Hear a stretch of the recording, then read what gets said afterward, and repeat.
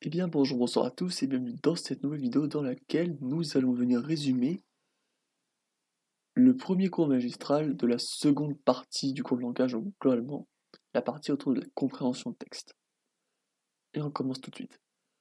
Alors le but d'un langage est de pouvoir être interprété, pour pouvoir en tirer des significations. À partir de différentes significations, une représentation mentale plus ou moins complexe peut être créée, c'est la compréhension. Donc pour raisonner de façon un peu inverse, la compréhension c'est un ensemble de représentations mentales qui contiennent des significations tirées d'un texte. Alors le texte, ça peut être aussi bien oral qu'écrit. Donc même si on écoute un discours, on parle dans le cas de la compréhension d'un texte. Alors bien évidemment, pour comprendre un texte, il faut d'abord maîtriser l'aspect formel de la langue. Donc on parle là, enfin, on peut par exemple parler de la représentation des mots. Donc c'est globalement euh, connaître les représentations phonologiques, orthographiques, des différents mots qu'on peut entendre ou voir. On est donc bien en dehors des capacités de lecture. Je rappelle, la capacité de lecture, c'est voilà, on est capable, en fonction de ce qu'on lit, d'avoir une représentation phonologique puis sémantique qui vient. En fait, comme vu en cours de développement, un enfant peut savoir lire, mais rencontrer des difficultés de compréhension, donc ça représente 10% des élèves dans des classes, il me semble, en fin de primaire. Donc on peut savoir lire, donc lire, donc on sait lire on sait par exemple la phonologie des mots écrits, donc associer représentation phonologique à représentation orthographique, mais on peut ne pas réussir à comprendre ce qu'on lit. C'est-à-dire faire des représentations mentales de ce qu'on vient de lire, tout simplement. La construction d'une représentation sémantique dépend de deux principaux facteurs entrant en interaction. Donc, représentation sémantique, oui, c'est. Oui. Représentation sémantique, c'est dans le but de faire un sens, une signification de ce qu'on vient de lire. Donc il y a deux facteurs, les caractéristiques du texte et les capacités cognitives du lecteur ou de l'auditeur. Donc il y a l'exemple d'une personne qui aurait niveau 1 en anglais, bah, je juge pas parce que c'est environ mon niveau quoi. Euh, donc là, même si le texte peut être simple, parler de choses simples, si je ne maîtrise pas du tout l'anglais, je peux peut-être réussir à lire l'anglais, mais pas, et que difficilement réussir à la comprendre en fait. Bah forcément, ça va être compliqué pour moi de me faire des représentations sémantiques si par exemple je manque de vocabulaire euh, ou je n'arrive pas voilà, à créer des représentations sémantiques des mots qui sont lus. Autrement dit, je connais pas leur sens. Je lis un truc mais je sais pas du tout ce que ça veut dire. Alors pour aller un peu plus en détail dans ces deux facteurs, les caractéristiques d'un texte peuvent être la langue et la culture dans laquelle le texte est ancré, demandant certains prérequis. Donc là, c'est dans l'exemple donné, ça peut demander parfois des prérequis, certains textes. Donc là, l'exemple que je donne, c'est demander à un aborigène le ou la Wi-Fi. Oui, ça, il y a toujours conflit, est-ce qu'on dit le Wi-Fi ou la Wi-Fi? Moi, je mets les deux, comme ça, je me positionne pas. Et du coup, il faut que l'aborigène, pour comprendre cette phrase, sache ce qu'est le ou la Wi-Fi. S'il n'a aucune idée de ce que c'est, surtout que c'est plutôt abstrait, vu qu'on peut pas voir concrètement ce qu'est le ou la Wi-Fi, sauf à travers la box, quoi. Ça va être un peu compliqué pour lui de comprendre quelque chose qu'il ne connaît pas, qui n'est pas ancré dans sa culture à lui, quoi. Alors, les différentes capacités cognitives qu'utilise le destinataire d'un texte, donc l'auditeur ou le lecteur, sont la mémoire de travail, les connaissances sur le domaine évoqué. Donc, par exemple, pour le foot, on peut penser, moi c'était mon cas au début, quand je regardais les Euros ou les Coupes du Monde, hors-jeu et corner. Si on est débutant dans le foot, on va avoir un peu du mal à comprendre ce qui se passe, donc qu'est-ce qu'un hors-jeu, qu'est-ce qu'un corner, et finalement, à force, on va finir par comprendre ce qu'est un hors-jeu et ce qu'est un corner, mais au tout début, si par exemple on écoute les commentateurs parler de ces différents termes, on peut ne pas, si on n'est pas bien fort en foot, comprendre ce que signifient ces différents termes qu'on arrive cependant à représenter orthographiquement, phonologiquement, etc. Et aussi, en plus du coup, de la mémoire de travail et des connaissances sur le domaine, on a aussi la sémantique lexicale. Donc c'est tout simplement bah, voilà, connaître le sens d'un mot. Donc comme pour hors-jeu et corner, sauf que là on peut hors-jeu et corner, c'est plus dans l'idée de est-ce que tu as ou pas ces connaissances dans le match de foot, est-ce que tu savais déjà ce qu'était un hors-jeu ou un corner. Donc la sémantique lexicale, c'est connaître tout simplement la signification du mot.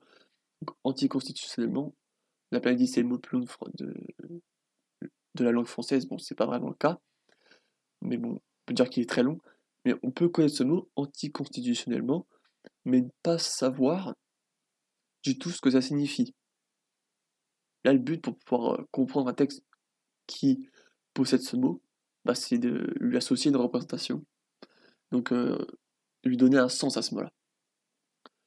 Donc, typiquement, là, c'est un petit exemple, un petit principe de la Constitution. Donc, il est garant de l'indépendance nationale, de l'intégrité du territoire et du respect des traités. Donc, ça, c'est un principe de la Constitution. Et donc, si, par exemple, le président de la République ne respecte pas un de ces principes, eh ben, il fait un acte anticonstitutionnel. Bon, du coup, là, on va quitter cette petite partie introductive et rentrer dans plus en profondeur dans la mémoire et comment elle fonctionne en fait dans la compréhension du langage. Alors, l'utilisation de notre mémoire est indissociable de notre compréhension. En effet, la mémoire permet de mettre en lien différentes phrases d'un texte, de se rappeler du contenu d'un texte ou encore de discriminer ce qui a été dit ou non. Leni, en 79, vient décrire deux types de représentations possibles en mémoire. Donc ça, c'est très important pour la suite. On a les représentations types. Ce sont des connaissances, croyances mobilisées pendant la compréhension du texte, donc qu'on possédait déjà avant.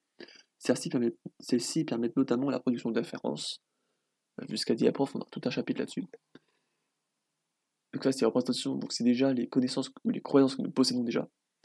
Alors que les représentations d'occurrence, ce sont les plus éphémères, qui sont aussi dites circonstancielles. Elles sont construites lors de notre compréhension, mais finissent, sauf dans certains cas, par être oubliées. Donc là, il y a l'exemple de nos cours, où finalement, on crée des représentations occurrentes et bah, il n'y en a pas beaucoup qui vont finir dans les représentations type. Si je vous donne l'exemple pour le contrôle continu d'attribution causale tau et quadrateur, est-ce que vous vous souvenez de quoi globalement parlait cet article? Bah, si vous ne vous souvenez plus du tout, c'est que vous avez fait uniquement une représentation occurrente et vous n'avez pas réussi à créer de représentation type. Donc qui rentre un peu plus là dans votre mémoire à long terme, sémantique, etc. Donc la représentation a plusieurs sens qu'il ne faut pas confondre, les deux étant opposés dans leur fonctionnement. Donc représentation occurrente, c'est quand tu lis le texte et que tu crées de façon éphémère cette représentation pour comprendre en fait ce que tu lis. Alors que les représentations types, ce sont les connaissances que tu as déjà et que tu peux mobiliser pendant cette compréhension. Alors maintenant, comment on interprète le langage? C'est là qu'on va parler d'analyse prédicative. Alors un texte est interprétable à partir d'un ensemble des plus petites unités de signification, les propositions sémantiques. Alors une proposition sémantique, c'est au minimum composé d'un prédicat et d'un argument. Et donc là après, qu'est-ce qu'un prédicat, qu'est-ce qu'un argument? J'y arrive tout de suite. L'argument sont les unités, donc ce sont des entités ou des noms des objets. Donc là par exemple des entités liberté, souveraineté, ça peut être des valeurs, etc., etc. Ça peut être aussi des noms des objets, cheval, carotte, sel, pour rester dans le même champ sémantique. Donc ça, ce sont des arguments, c'est tout ce qui est entité, non objet. Et le prédicat, en fait, c'est un peu tout le reste, c'est une source d'information sur un argument. Il peut aussi mettre en lien différents arguments. On trouve dans cette catégorie les verbes, par exemple le cheval mange la carotte, les quantificateurs, j'ai vu 3 chevaux cet après-midi, ou encore les adjectifs, les chevaux sont scellés.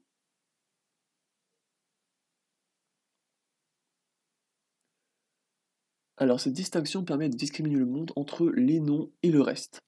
Avec un seul argument ou prédicat, la construction de la représentation mentale n'est pas possible. Donc par exemple, si je vois le mot chat, on va pouvoir s'imaginer peut-être un chat mentalement, mais on n'a pas de construction d'un sens, au sens où là le chat ne fait aucune action, il n'y a aucune signification, on a juste un chat. Il n'y a pas vraiment de construction de représentation mentale sous forme presque d'une histoire, entre guillemets. Alors, je sais pas pourquoi j'ai mis contre-exemple. Je sais pas. J'ai essayé de trouver un contre-exemple, mais non. J'ai pas trouvé contre-exemple si le truc est vrai. Alors du coup, à partir de là, une analyse prédicative du texte est possible. Donc là, l'analyse prédicative, c'est quand tu rattaches les prédicats au beau nom, si vous préférez, argument. Donc là, j'ai fait une petite phrase qui nous amène un peu de ce qui avait été dit, enfin, de l'exemple du CM plutôt. Donc là, mon exemple à moi, c'est les 3 pi picorent les boules de graisse. Voilà, petit exemple comme ça, où on a du coup 2 arguments. Donc, ce sont les pi et les boules. Voilà, donc là, ce sont deux.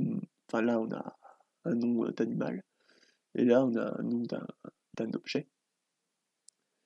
Et donc ici, on a 3 différents arguments permettant, non, 3 différents prédicats, pardon, qui vont permettre la création de 3 propositions sémantiques, donc 3 idées dans le texte, quoi, dans la phrase. Donc, la première, c'est les 3, donc là, c'est un quantificateur, les 3 pi. Donc là, on relie à pix1, donc c'est les 3 réfèrent à la premier argument, donc au pi, donc les 3 pi, première proposition sémantique. Picore, donc là, ça renvoie à pix1 qui fait l'action sur px2. Donc là, c'est les pi qui picorent les boules. Seconde proposition sémantique, du coup. Et la troisième proposition sémantique, c'est de graisse. Donc de graisse, c'est un adjectif pour qualifier, du coup, les boules. C'est des boules de graisse. Donc à partir de cette simple phrase, on a 3 propositions sémantiques et donc 3 idées principales dans ces quelques mots. Donc cet exemple contient 3 prédicats et par conséquent 3 propositions sémantiques parce que globalement on a une proposition sémantique par prédicat. Alors dans certains cas, une proposition entière peut venir remplacer un prédicat. Je viens de dire une bêtise, c'est un argument. Et oui, bah oui, il fallait que j'écrive des bêtises un petit peu. Donc là, pour vous éclaircir un peu, pour le picore, à la place du px1, donc pour désigner pi, on aurait pu mettre à la place p1, désignant les 3 pi. Là, pour dire que c'est les 3 pi qui picorent les graisses et non pas juste les pi. Donc là, on aurait pu mettre pi1, px2, le p1 désignant les 3 pi. Alors cette analyse permet donc de connaître le nombre d'idées dans un contenu. Donc là, dans ce contenu-là, on a 3 idées principales comme je vous l'ai déjà dit. Alors toutes les langues sont construites sous cette forme, nos représentations mentales prennent aussi cette forme propositionnelle, donc autrement dit, qu'est-ce qu'il vient de me faire le PC? Le PC m'a fait changer de page sans que je le veuille, je sais plus comment on dit. Et à chaque fois il me fait ça quand je tombe à 40%, je sais pas pourquoi. Bah, du coup je vais vous montrer le Paint, mais ça m'a complètement bloqué. Donc j'ai fait. Attendez, je suis en train de regarder un truc vite fait. Je reviens parce que je crois que j'ai mis Paint alors que j'ai pas fait de Paint pour ça. Ok, si c'est bon, j'avais fait un petit Paint quand même. C'est juste qu'il était pas dans. Pardon pour le bruit. Il était pas dans le dossier.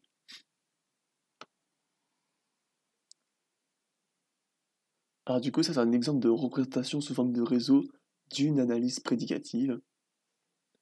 Donc avec l'exemple que je vais donner, là sous forme de cercle, on a les différents arguments, les pi et les boules. Et P1, P2, P3 sous forme de carré, ça représente les différents prédicats qui permettent la construction d'une proposition. Donc ici P1 c'est les 3, donc là les 3 pi, première proposition. Picor ici, donc les pi, picor, les boules, donc là c'est la deuxième proposition sémantique. Et la troisième proposition sémantique c'est les boules de graisse. Voilà, donc là de graisse, le prédicat de graisse qui est du coup ici. Voilà, c'était juste un exemple de comment on peut construire sous forme, modéliser visuellement une analyse prédicative. Bon là c'est une phrase plutôt simple, on peut faire des trucs bien plus durs que ça sur des textes entiers. Comme on l'a vu au TD du coup.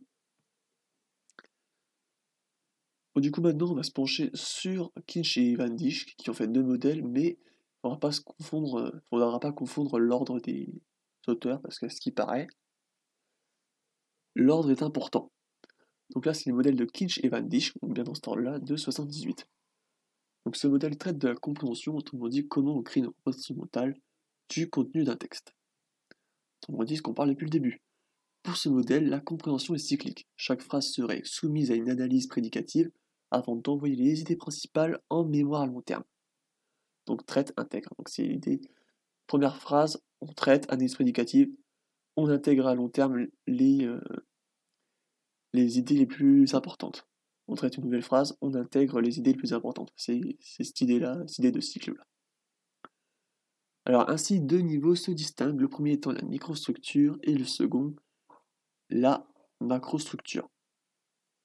Donc la microstructure est là où sont reliées toutes les propositions sémantiques du texte. Donc c'est un peu comme l'exemple que je vous avais montré. Il contient donc toutes les idées du contenu, mais est souvent inaccessible bien que disponible. Donc là, je ne sais pas si vous vous souvenez de la différence entre disponible et accessible. Donc disponible en mémoire, ça veut dire que l'information existe bien, mais inaccessible, c'est-à-dire que nous, on ne peut pas la restituer. Alors en effet, notre compréhension n'est pas photographique, autrement dit, nous ne retenons pas tout, même si tout a été traité. Donc là, on a l'exemple du film. Dans un film, même si on regarde tout, on va tout traiter pour tout comprendre, mais à la fin du film, on va pas absolument retenir tous les dialogues, par exemple, ou pas toute l'histoire on va pas se souvenir de toute l'histoire dans les moindres détails, quoi. C'est là l'idée que c'est pas photographique, c'est que voilà, il y a pas, c'est pas notre souvenir n'est pas exhaustif, quoi. Donc la macrostructure qui est plus accessible, c'est-à-dire qu'on peut la restituer, contient les idées générales d'un texte et sa signification dans sa globalité. La construction de cette macrostructure en mémoire à long terme est possible grâce à la microstructure et permet de construire un résumé ainsi que de rappeler les éléments d'un texte. Donc autrement dit, on tire les éléments principaux de la microstructure, phrase par phrase, et à partir de là, on crée cette macrostructure. Cette trace amnésique est bien supérieure à la microstructure et peut être transmise. Donc voilà. Là, c'est l'idée d'accessible. Bon, si on peut transmettre la macrostructure, c'est qu'effectivement, on y a accès. Alors, l'utilisation exclusive de la microstructure est parfois possible, mais dans le cas d'un apprentissage par cœur, demandant un grand coup cognitif. Donc si on vous demande d'apprendre un texte par cœur, vous allez utiliser la microstructure pour se souvenir dans le moindre détail de tout le texte ou de tout le poème, par exemple, et non de la macrostructure qui va vous permettre de vous souvenir en globalité d'une histoire ou par exemple d'un article scientifique, vu que nous c'est plus ce qu'on fait. Alors du coup, pour passer de la microstructure à la macrostructure, ce qu'on remarque, c'est qu'il y a l'information qui est réduite. Voilà, pour pas qu'on se souvienne de tout mais du texte dans sa globalité, il y a une partie de l'information qui n'a pas été incluse dans la macrostructure. Alors selon le modèle, cela serait possible en fonction du réseau créé par la microstructure. Les nœuds avec les plus de liens auraient plus de poids et par conséquent plus de chances d'être inclus dans la macrostructure. Autrement dit, c'est un peu les idées principales, c'est celles qui ont plein de prédicats autour d'eux globalement. La microstructure a besoin d'être en cohérence référentielle pour une bonne compréhension, c'est-à-dire rattacher les bons arguments aux bons prédicats. Et donc là, nouveau petit paint. Après, je vais juste vous demander de ne pas faire gaffe au, pour l'instant, très rouge. Voilà, c'est juste le truc. Donc là, j'ai fait une nouvelle petite phrase. Donc on va ici avoir la création de la microstructure. Au milieu de la nuit, plusieurs renards ont mangé mes poules qui étaient dans le poulailler. Donc là, suivant l'exemple, vous pouvez peut-être déjà savoir qu'est-ce qui va être associé à quoi, quel PX1, quel P1. Donc là, ici, on a la nuit. Donc là, c'est au milieu de la nuit. Plusieurs renards ont mangé mes poules qui étaient dans le poulailler. Donc là, si on ne prend pas en compte les traits rouges, on va se souvenir principalement des prédicats et arguments en fait qui sont le plus reliés. Donc là, normalement, ce qu'on devrait se souvenir le plus, c'est des informations ici. Donc normalement, ce qu'on devrait se souvenir le plus, c'est que globalement, on a des renards qui ont mangé des poules. C'est l'idée principale qu'on va retenir pour notre macrostructure, parce que c'est là où il y a le plus de liens. Là, par exemple, il n'y a qu'un seul lien. Donc l'idée que c'est dans le poulailler, l'idée que c'est au milieu de la nuit, ça va pas trop être retenu. Ce qui va être retenu, c'est ce qui a le plus de liens. Donc là, il y a deux liens. Ici, il y a deux liens. Ici, il y a deux liens. Voilà. Donc normalement, c'est ce qui devrait être le plus retenu. Hop, je reviens 2 secondes sur Word. La règle du chevauchement des arguments a été ajoutée, mettant en lien deux prédicats possédant le même argument. Donc on y revient tout de suite. Donc là, deux prédicats contenant le même argument. Donc oui, donc là c'est prédicat de manger, donc c'est les renards qui mangent des poules. Donc manger est attribué à renard, mais il y a aussi plusieurs, le prédicat plusieurs qui est associé à renard. Donc là, plusieurs et manger vont être reliés. Pareil là, les poules qui sont dans le poulailler et le manger vont être liés car les deux sont liés aux poules. Voilà.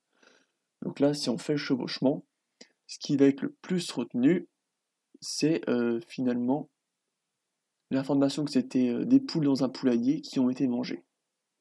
Voilà. Donc là, c'est ce qui a le plus de liens en fait. Hop, voilà.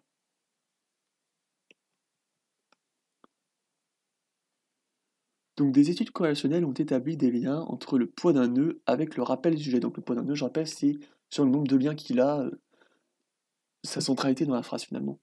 Donc avec le rappel du sujet, oui, permettant ainsi de modéliser et vérifier certaines règles de la microstructure. Enfin, je dis certaines, mais je parlais de la règle du chevauchement des arguments.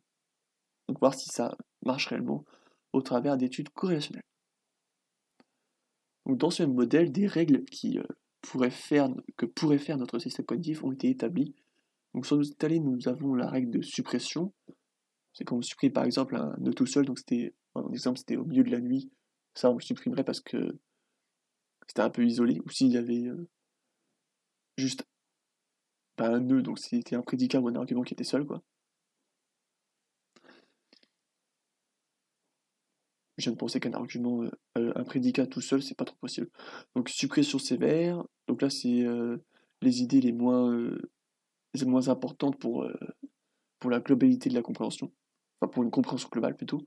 Généralisation et construction, donc là, de toute manière, elle a mis ça sur le diapo, mais je sais pas si elle a mis sur le Moodle encore, mais voilà. Donc généralisation, c'est quand au lieu de dire chaque enfant a l'activité qu'il fait, on dit que les enfants jouent. Et construction, c'est quand on a un ensemble d'actions qui sont faites et qu'à la place on dit par exemple bah, va enfin Jean prend le train, au lieu de dire toutes les actions que fait Jean avant d'arriver dans le train. Par exemple, il rentre dans la gare, il, euh, il achète son billet, etc., etc. Alors l'idée de règle a été abandonnée car non isomorphe au fonctionnement. Autrement dit, on n'applique pas les règles programmes comme un ordinateur dans le système cognitif. Donc la conservation des nœuds les plus activés, c'est juste ce qui est resté. Donc c'est juste en fait les nœuds les plus activés avec le poids le plus élevé qui sont juste conservés et qui peuvent donc être inclus dans la macrostructure. Donc le reste devenant inaccessible. Donc voilà, ça c'est l'idée globale de leur premier modèle que j'ai juste mis ici. Et du coup, un bon compreneur, que ce soit pour un enfant ou un adulte, ce serait juste celui qui réussirait à créer une macrostructure pertinente. Donc attirer les bonnes idées principales et à résumer globalement bien le texte, quoi. Pas se souvenir des détails inutiles en fait. Et bien évidemment faire qu'est-ce que je veux dire? La cohérence, comment ça s'appelle? J'ai oublié le nom. C'était la cohérence référentielle. Voilà. Cohérence référentielle qui est indispensable pour une bonne compréhension du coup. Donc maintenant, c'est le second modèle en 83, et là c'est pas les même ordre, c'est Van Dijk et Kinch ce coup-là, avec le modèle de situation. Donc dans ce nouveau modèle, les auteurs vont ajouter un troisième niveau. Donc on a le niveau de surface, en plus du niveau, deux autres niveaux qui vont avoir de nouveaux noms et de nouvelles fonctionnalités par la même occasion. Donc ce niveau de surface permet de se souvenir sur un faible laps de temps de la prosodie ou encore de l'ordre d'apparition des informations. La microstructure possède un nouveau nom, la base de texte. Donc là on a le niveau de surface, la base de texte et à la place de la macrostructure, on va avoir le modèle de situation. Donc c'est là en fait où on va construire notre représentation de la situation donnée dans un texte. Donc, du coup, voilà, on remplace la macrostructure. Ça devient un lieu d'interaction entre les représentations sémantiques, la base du texte et les connaissances que nous possédons déjà. Donc là, je rappelle, c'est du coup ici les représentations types. Cette interaction est possible après une intégration de la base d'un texte à nos connaissances déjà existantes. Donc autrement dit, les deux doivent se rencontrer dans ce modèle de situation pour après pouvoir interagir. Et ça passe par l'intégration. Je crois que je viens de faire une phrase circulaire, j'en excuse. Alors l'objectif devient donc ici la création d'un modèle de situation cohérent. Les informations principales de la base de texte sont sélectionnées après leur intégration dans le modèle de situation. Voilà, le modèle de situation, c'est là où il y a la rencontre des trois éléments, représentation sémantique, base de texte et connaissance, représentation type. Et une fois que c'est intégré, la sélection de la base de texte va pouvoir être faite. On va sélectionner les idées principales à retenir.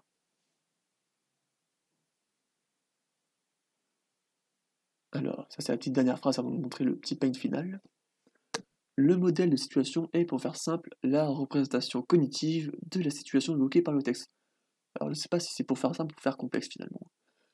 On se représente la situation dans un texte. Cette mise en rapport entre la base du texte et les connaissances permet de produire des inférences sur des relations non explicites. Donc là, les inférences seraient possibles à partir du moment où on est dans le modèle de situation, où on construit la compréhension grâce à nos connaissances que nous possédons déjà. Et du coup, bah, c'est le dernier, voilà, c'est celui-là.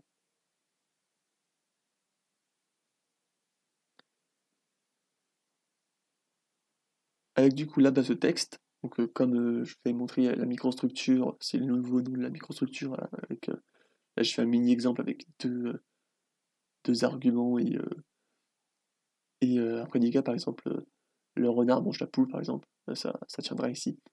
Donc représentation sémantique, donc c'est est-ce qu'on a le sens des mots qu'on lit.